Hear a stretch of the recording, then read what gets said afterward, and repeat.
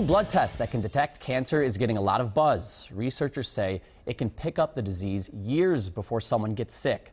Danielle Nottingham has the story from Los Angeles. It's considered the holy grail of cancer research, a test that can pick up cancer at the earliest stages before symptoms.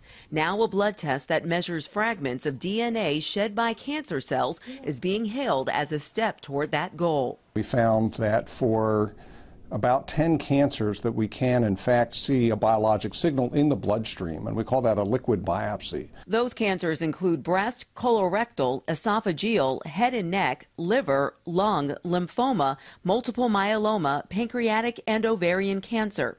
Study author Dr. Eric Klein of the Cleveland Clinic says it's exciting because many of these cancers currently do not have good screening tests. These cancers tend to present with symptoms and with advanced stage disease that are hard to cure, and our hope is with these preliminary results that this will be the basis of a blood test that allows us to detect these potentially lethal cancers at a much earlier stage when they're far easier to cure. Next steps are to do more testing on patients.